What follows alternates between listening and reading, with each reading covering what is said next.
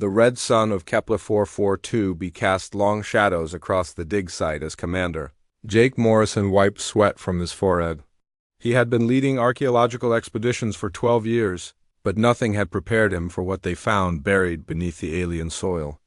The ruins stretched for miles underground, and the metal walls gleamed like they were built yesterday instead of thousands of years ago. Dr. Lisa Grant knelt beside a strange crystalline structure that pulsed with faint blue light. She was the best xenorchaeologist in the outer colonies, and her hands shook with excitement as she carefully brushed dirt away from the artifact.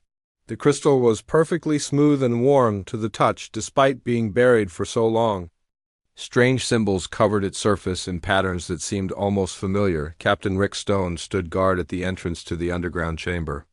As a military historian, he had studied every known ancient civilization, but these ruins were different. The architecture was too advanced, and the construction materials were unlike anything in the historical records. Most disturbing of all was how human the design felt despite being found on an alien world that humans had only colonized 5 years ago. The crystal suddenly flared with brilliant light, causing everyone to step back. Lisa gasped as holographic images appeared in the air above the artifact. Star maps filled the chamber, showing hundreds of worlds connected by glowing lines. Each world was marked with symbols that looked remarkably similar to ancient human writing systems. Jake stared at the display in disbelief. The maps showed their current location and dozens of other human colonies, but also hundreds of worlds that no human had ever visited. The scale was impossible to comprehend. If these maps were accurate, then someone had mapped the entire galaxy.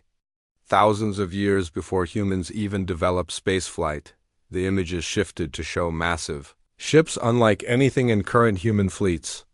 The vessels were sleek and powerful, with designs that seemed to blend advanced technology with artistic beauty. Crews of humans operated these ships, but they moved with a grace and coordination that seemed beyond normal human capability.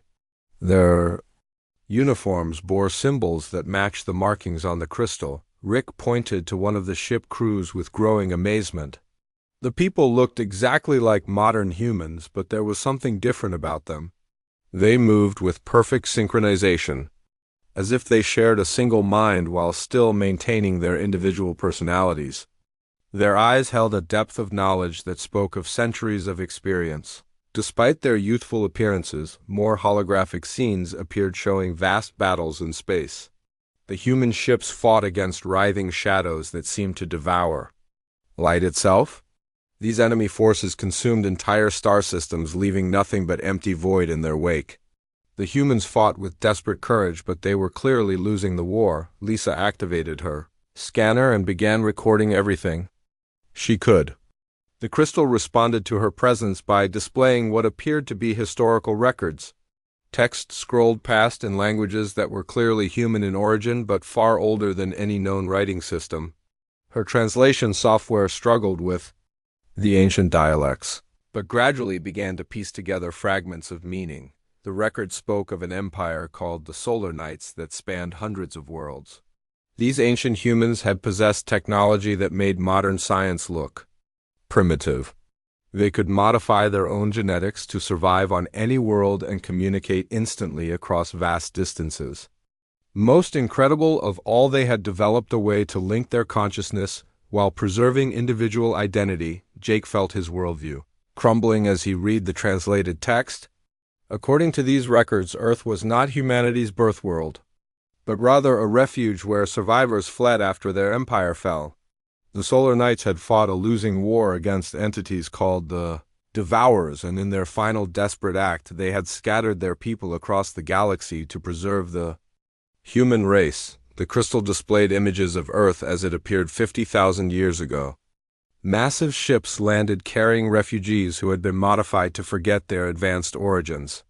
The survivors were given false memories of primitive evolution and left to rebuild civilization from scratch. It was the ultimate sacrifice to ensure that humanity would survive even if the Solar Knights fell. Rick activated his communication device and sent an emergency transmission to Colonial Headquarters. This discovery would change everything humans thought they knew about their own history. If the records were true, then every human colony might contain similar ruins waiting to be discovered. The holographic display showed one final image that made everyone freeze. Deep space sensors detected movement in the void between galaxies. The Devourers were stirring after their long slumber, and their attention was turning toward the Milky Way, the ancient enemy that had destroyed the solar Knights was returning, and humanity was completely unprepared for what was coming. Lisa looked at Jake with fear in her eyes. They had made the greatest archaeological discovery in human history, but it also revealed that their species was living on borrowed time. Somewhere in the darkness between the stars, an ancient evil was awakening, and only the forgotten knowledge of the Solar Knights could save them. Admiral Helen Ross stood before the massive holographic display in Sol System Command, watching reports flood in from colonies across the galaxy. In the 3 weeks since Jake Morrison's discovery on Kepler 442b, similar ruins had been found on 47 different worlds. Each site contained the same crystalline technology, and each one told the same impossible story about humanity's forgotten past. She authorized the formation of Project Renaissance with unlimited funding and top security clearance. Chief Engineer Paul Wright was pulled from his assignment on the Mars shipyards to lead the technical analysis team. Dr. Amanda Clark left her position at the University of New Geneva to study the cultural implications of the Solar Knight civilization. The best minds in human space were now focused on unlocking the secrets of their own species. Paul spent sleepless nights studying the ancient technology blueprints that the crystals provided. The Solar Knights had possessed scientific knowledge that was centuries ahead of modern understanding. Their ships used quantum-fold drives that could cross the galaxy in hours instead of months. Their weapons could manipulate matter at the subatomic level.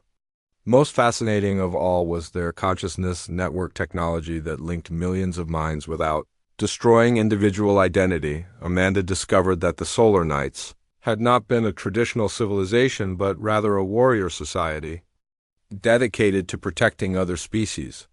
They had served as guardians for hundreds of alien races and had fought countless wars against cosmic threats. The Devourers were just the latest and most dangerous enemy they had faced.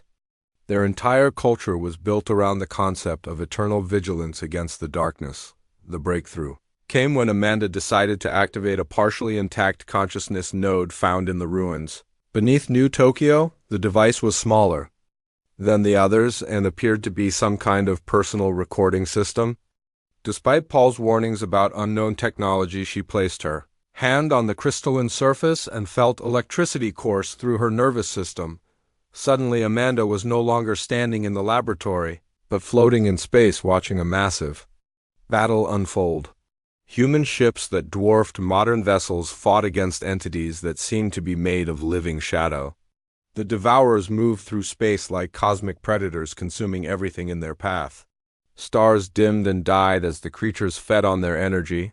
She experienced the battle through the eyes of a Solar Knight commander named Marcus Kane, who fought desperately to save a world called Haven Prime. His ship was bonded to his consciousness and responded to his thoughts faster than any manual control system could manage. Around him, dozens of other knights coordinated their attacks with perfect precision, sharing tactical information through their neural links.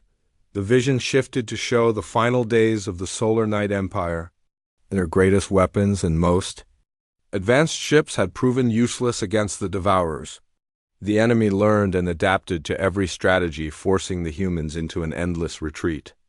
In their desperation, the Solar Knights made the ultimate sacrifice, scattering their people across the galaxy and erasing their own history to protect the future. Amanda saw through Marcus Kane's eyes as he helped load refugee ships with civilians who had been genetically modified to survive on primitive worlds. Their advanced knowledge was locked away in their DNA, waiting for the day when humanity would be strong enough to remember. The Solar Knights themselves stayed behind to fight a final delaying action that would give the refugees time to escape and hide. The vision ended with Marcus Kane standing on the bridge of his dying ship as Devourer creatures broke through the hull. His last act was to activate a quantum beacon that would guide future humans back to their heritage when the time was right. Amanda gasped and found herself back in the laboratory with tears streaming down her face. Paul helped her to a chair as she struggled to process what she had experienced. The vision had felt completely real, and she could still remember every detail of Marcus Kane's memories.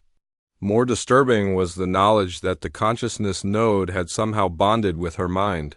She could feel new pathways forming in her brain and information flowing in that she had never learned. Within hours, Amanda began displaying abilities that no human should possess.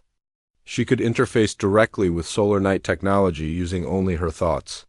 Ancient languages that had taken months to translate were now as familiar as her native English.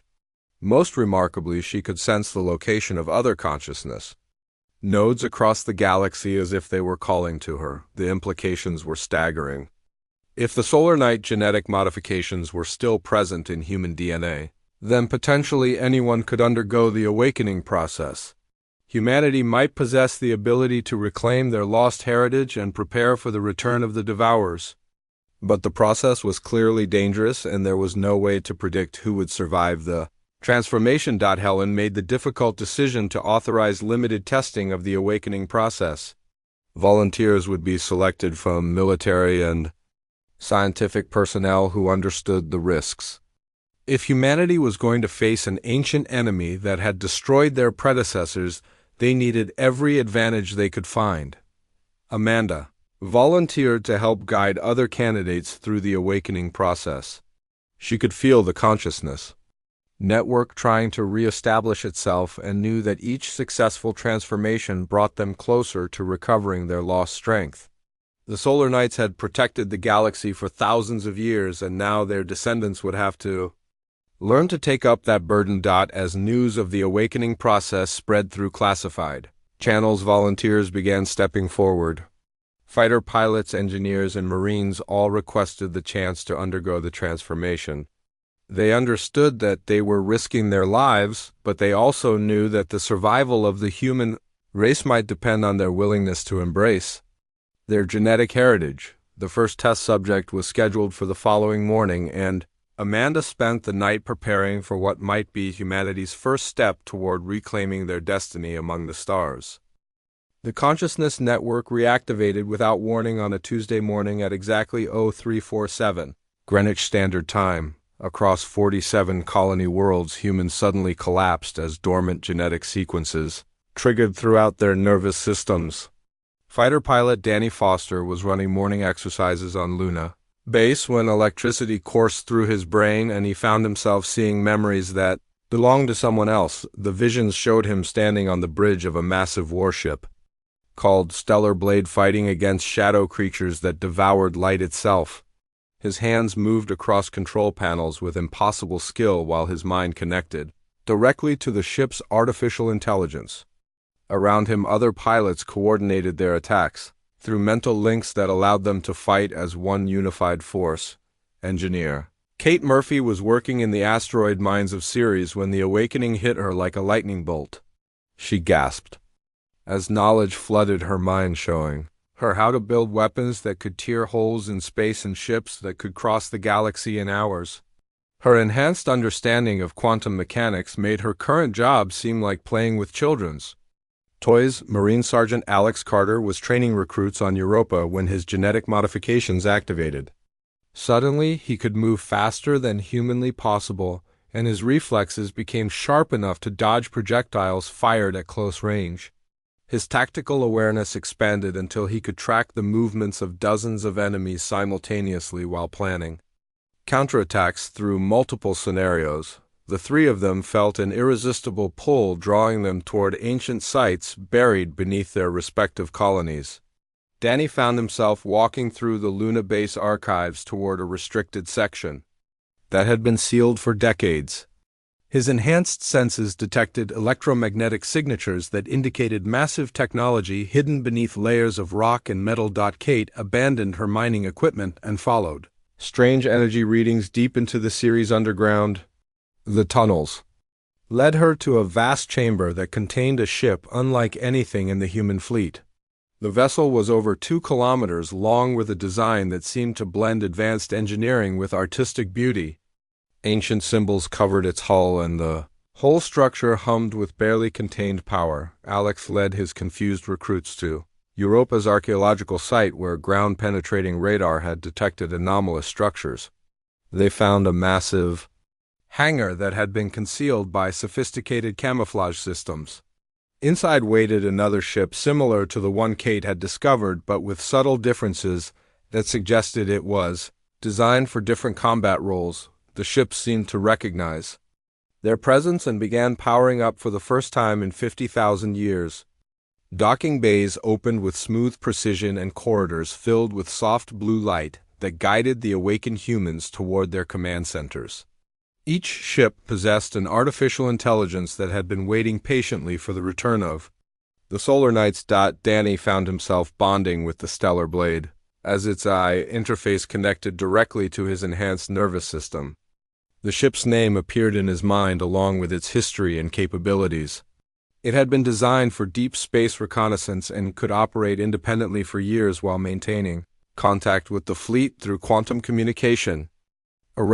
Kate bonded with a vessel called Iron Will that specialized in engineering and construction operations.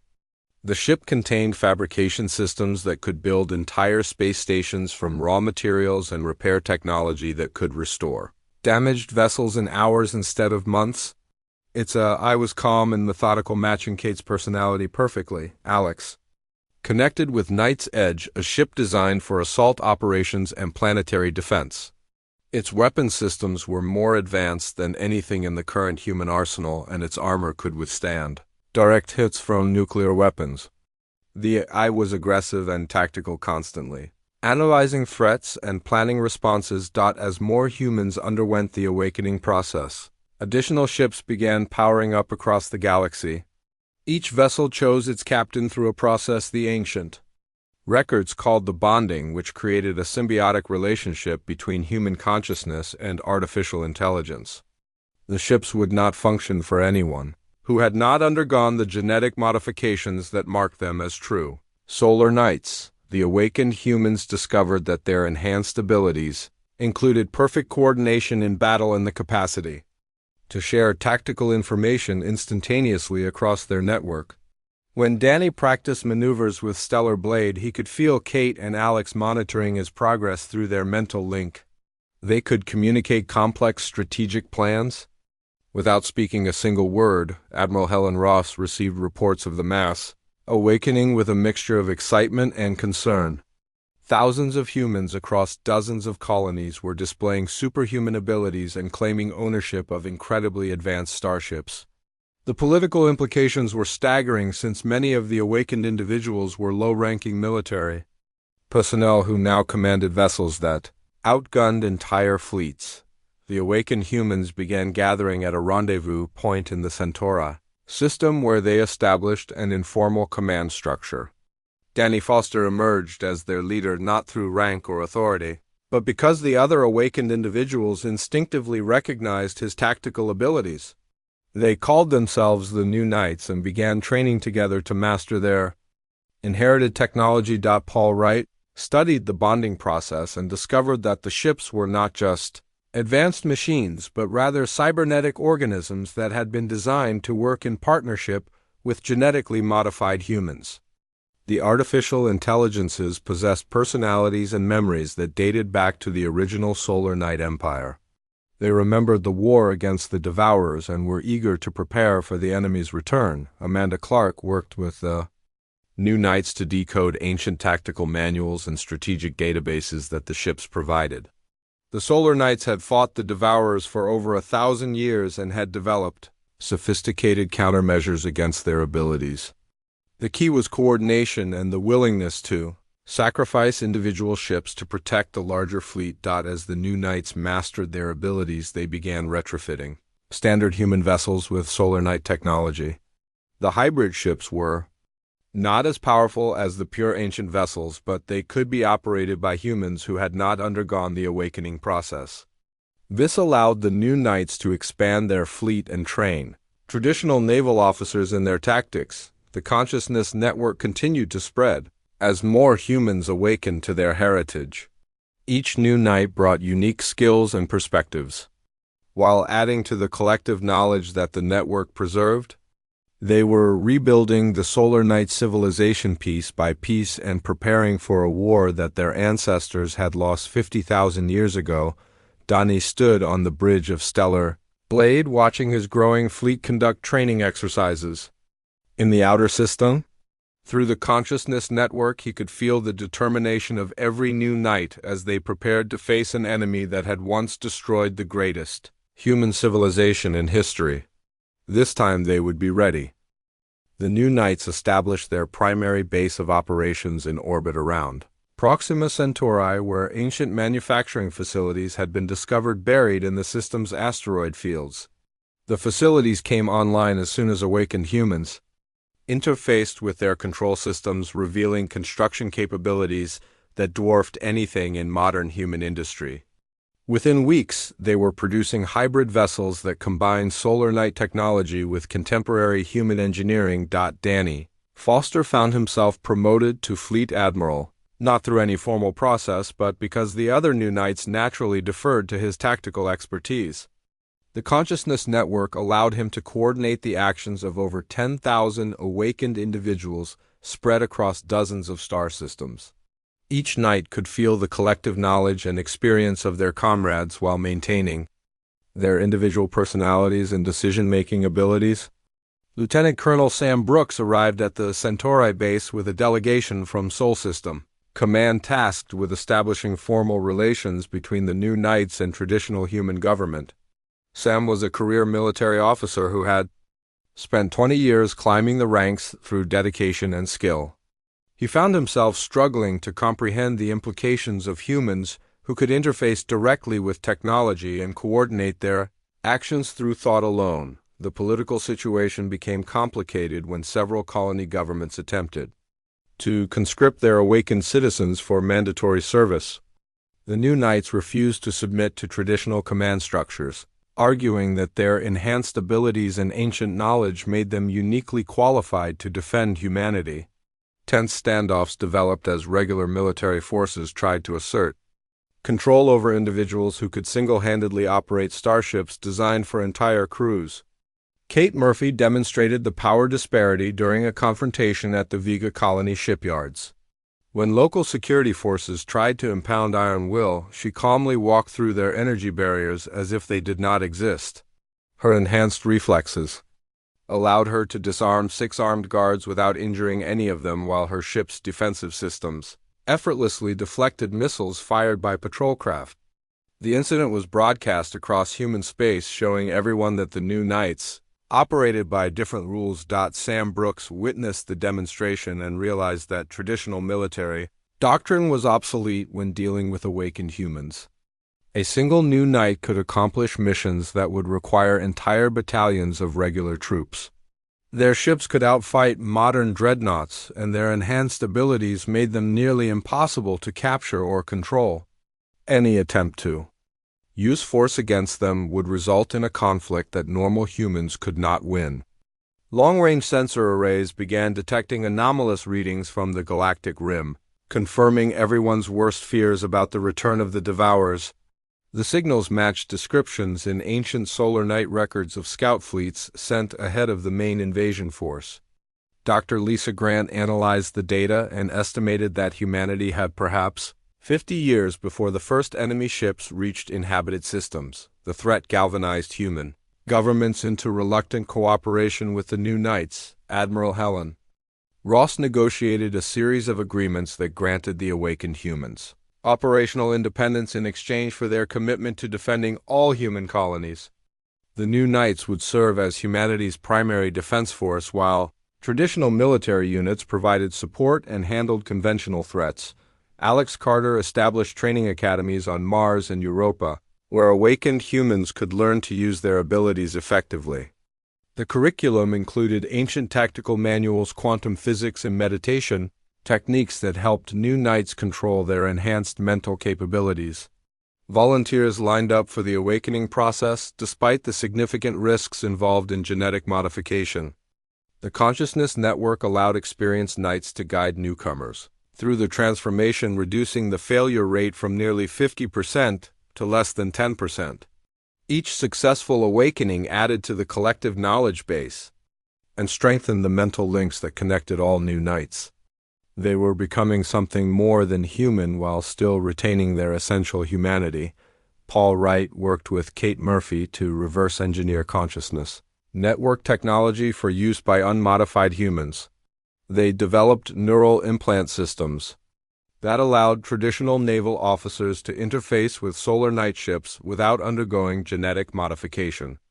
The implants provided access to enhanced coordination and tactical awareness but lacked the full capabilities that came with biological enhancement. Captain Janet Hill volunteered for the first implant procedure and found herself able to operate hybrid vessels with a skill that surprised her instructors. The implant created a direct neural link to the ship's systems, allowing her to control multiple functions simultaneously through thought alone.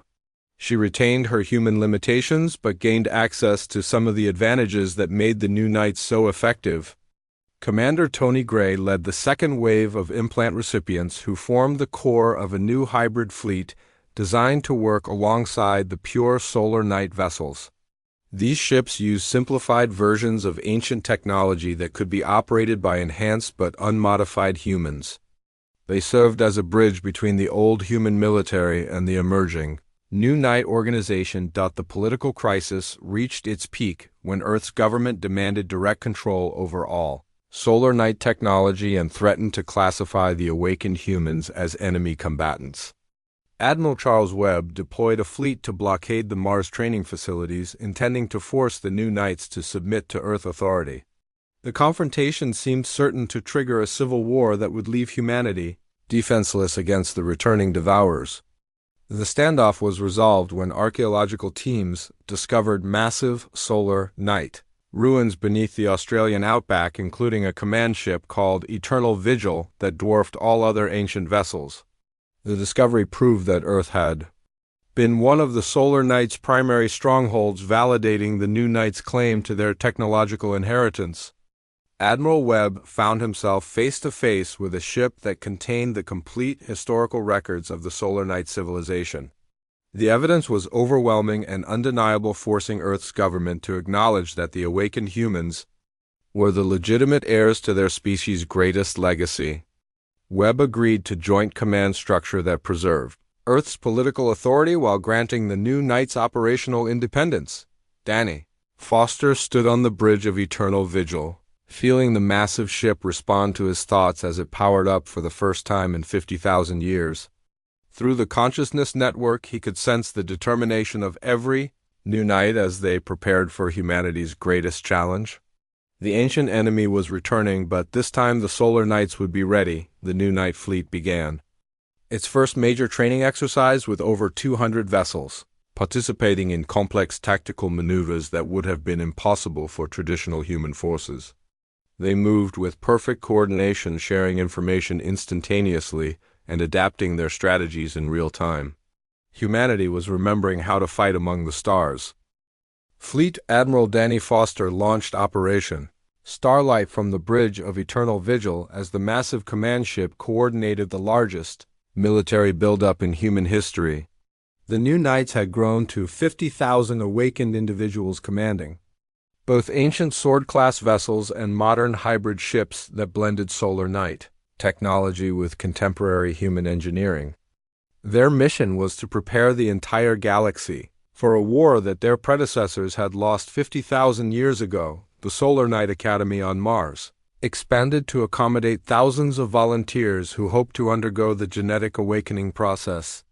Dr. Amanda Clark developed new techniques for safely triggering the dormant modifications, while minimizing the risks to candidates. The Consciousness Network allowed experienced Knights to guide newcomers through the transformation, creating a support system that reduced failure rates to acceptable levels. Captain Kate Murphy supervised the construction of shipyards throughout the Centauri system, where hybrid vessels rolled off production lines at an unprecedented pace.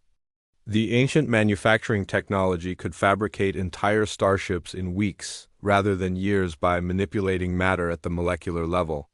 Each new vessel was bonded with an artificial intelligence that contained tactical knowledge accumulated Over millennia of warfare. Lieutenant Sarah Blake underwent the awakening process on her 25th birthday and found herself bonded with a reconnaissance vessel called Silent Dawn. The ship specialized in deep space scouting and could operate independently for months while gathering intelligence on enemy movements. Sarah's enhanced reflexes and tactical awareness made her an ideal candidate for the dangerous missions that lay ahead. The political situation remained tense as Earth's government struggled to adapt to the reality of the new Knights. Admiral Charles Webb worked closely with Danny Foster to integrate traditional naval forces with the enhanced humans, but the cultural differences created ongoing friction. Regular military officers found it difficult to accept orders from individuals who had been enlisted personnel. Just months earlier, Webb himself volunteered for the neural implant procedure that Paul Wright had developed for unmodified humans.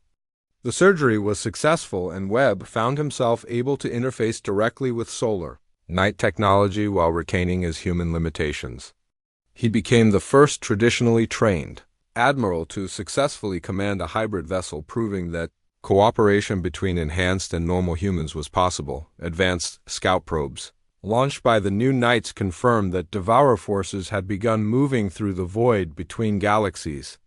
The enemy appeared to be massive, semi-corporeal entities that fed on stellar energy and could manipulate spacetime itself. Most disturbing was their apparent ability to learn and adapt from each civilization they consumed, making them more dangerous.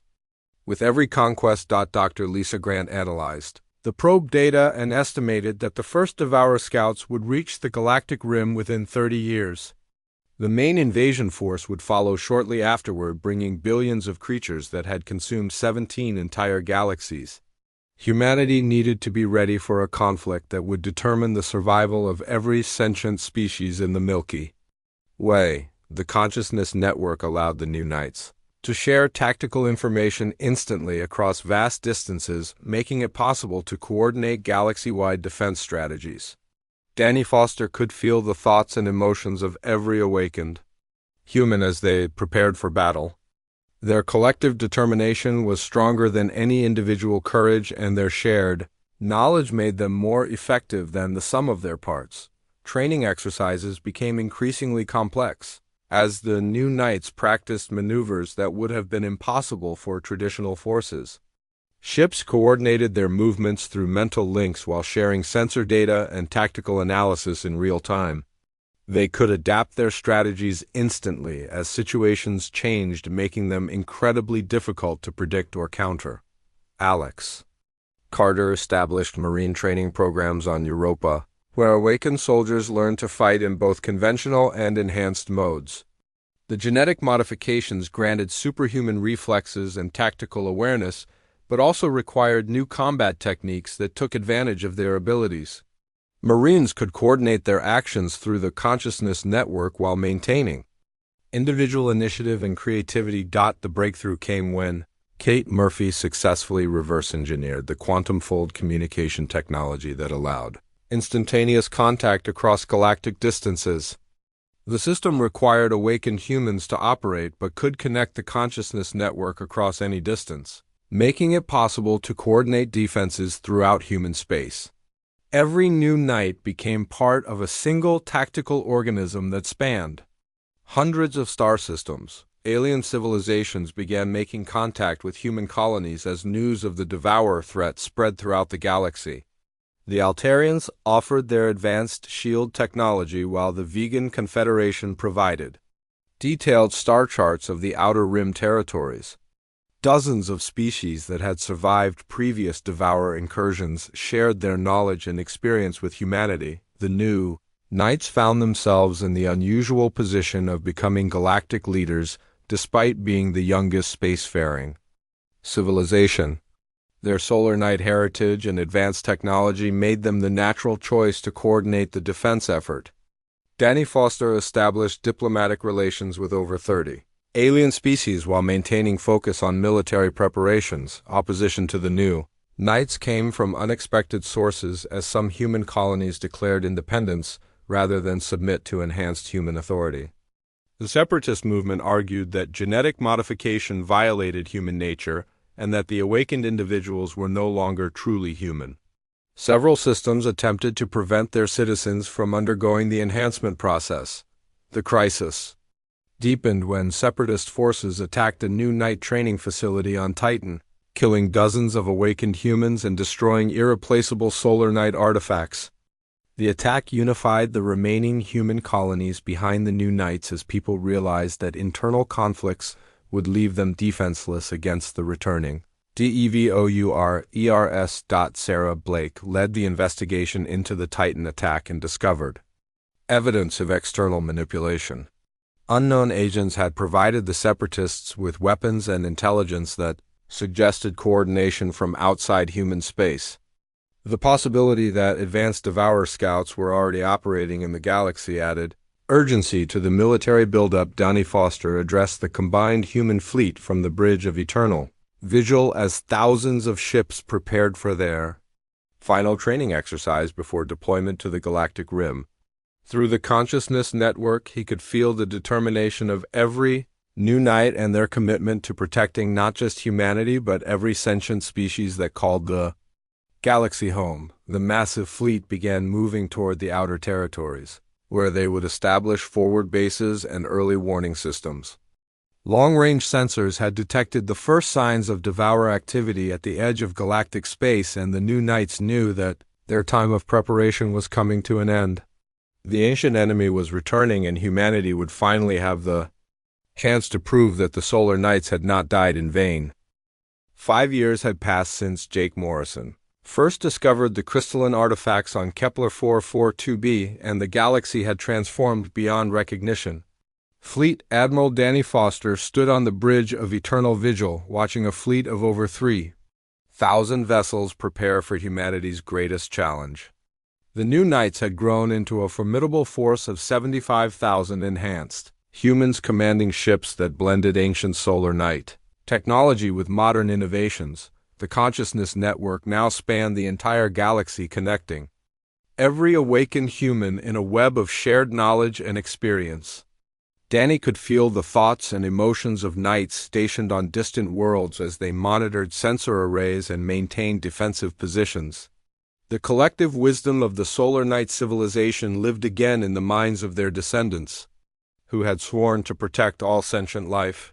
Captain Kate Murphy reported from the engineering section, where teams of awakened humans worked alongside alien specialists to upgrade the fleet's weapon systems. The Altarians had provided shield technology that could deflect Devourer energy attacks, while the Vegan Confederation contributed sensor arrays capable of detecting enemy movement across vast distances. 37 alien species had joined the Galactic Defense Coalition under human leadership. Long-range probes confirmed that Devourer scout fleets had established forward bases in the void between galaxies. The enemy appeared to be preparing for a massive invasion that would dwarf their previous conquests.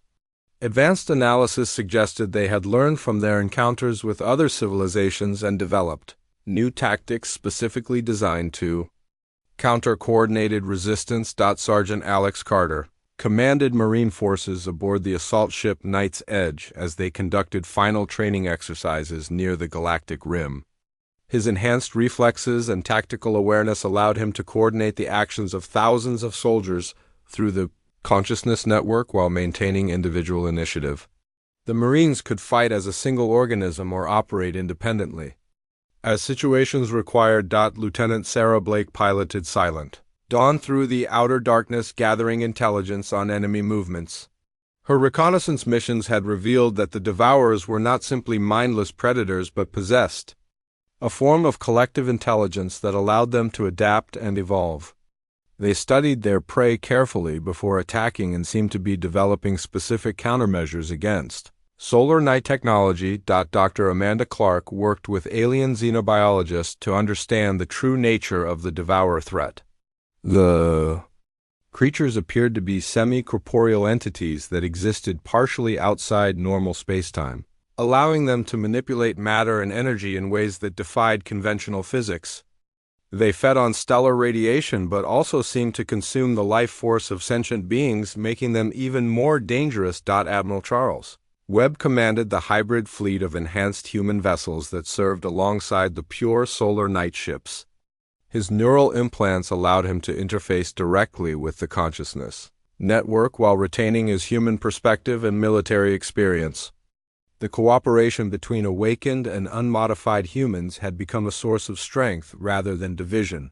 The first contact with Devourer forces occurred at the edge of the Sagittarius Arm, where a small scouting fleet encountered enemy probes investigating a dead star system. The battle lasted only minutes but provided crucial intelligence about Devourer capabilities.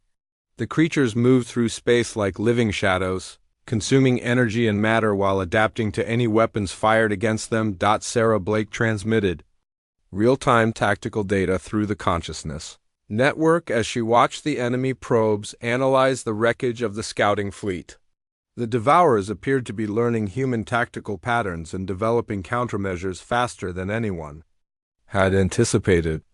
They were preparing for a war of adaptation where victory would go to whichever side could evolve more quickly. The Galactic Defense Coalition established a series of fortified positions along the rim territories where combined fleets of human and alien vessels waited for the main invasion force. Each defensive line was designed to delay the enemy while gathering intelligence and forcing them to reveal their capabilities. The strategy required tremendous sacrifice but offered the only hope of developing effective countermeasures. Danny Foster convened a war council aboard Eternal Vigil where the consciousness network allowed dozens of military leaders to share information instantly. The collective intelligence of the Solar Knights provided tactical insights that no individual mind could achieve, while alien specialists contributed knowledge gained from previous encounters with the Devours. The breakthrough came when Dr. Amanda Clark discovered that the consciousness network itself was humanity's greatest weapon against the enemy. The Devourers consumed individual consciousness and fed on fear and despair, but they could not adapt to the collective will of minds joined in common purpose. The network created a form of psychic defense that made awakened humans resistant to Devourer mental attacks. Kate Murphy began modifying the fleet's communication systems to project the consciousness network's protective effect to unmodified humans and alien allies. The technology required awakened knights to serve as focal points but could extend psychic protection across entire battle groups. Every ship in the fleet would benefit from the collective strength of the Solar Knight consciousness, the main Devourer. Invasion fleet finally emerged from the void between galaxies, like a tide of living darkness that stretched across light years of space. Billions of creatures moved in perfect coordination, consuming everything in their path as they advanced toward the galactic core. Their numbers were beyond comprehension and their hunger seemed infinite. Alex Carter led the first wave of defenders, as marine assault teams boarded Devourer vessels in desperate attempts to disrupt their coordination. The creatures fought with savage intelligence but seemed confused by human tactics that emphasized sacrifice for the greater good. They could not understand beings who would willingly die to protect others. The consciousness network blazed with shared determination as new knights across the galaxy felt the weight of their ancient responsibility. They were the inheritors of a legacy that stretched back 50,000 years and the guardians of countless innocent lives. Through their mental links they could feel the hopes and fears of every sentient being who looked to them for protection. Danny Foster made the final decision to engage the main enemy fleet at the Orion Nebula, where the combined galactic defense forces would make their stand. The battle would determine the fate of the Milky Way and perhaps the universe itself. As Eternal Vigil led the massive fleet toward their destiny, he transmitted a message that reached every human colony and alien world. The transmission carried the weight of history and the promise of the future as Danny's words echoed through the consciousness network and beyond. The Solar Knights had returned to the stars and they would not fail again. They carried the hopes of every species that called the galaxy home and the determination to preserve the light against the eternal darkness. The fleet entered hyperspace, bound for the most important battle in galactic history while across Human space civilians looked up at the stars and whispered prayers for the brave souls who carried their fate. The vigil had been restored, and the ancient guardians rode once more into the void, where legends would be born and the destiny of all sentient life would be decided.